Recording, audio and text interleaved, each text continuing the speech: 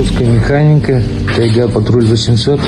Изготовили мы вот такую защиту, которая будет защищать термостат, мотор от лишней жиры, температуры, перегрева. Сделали все из алюминия.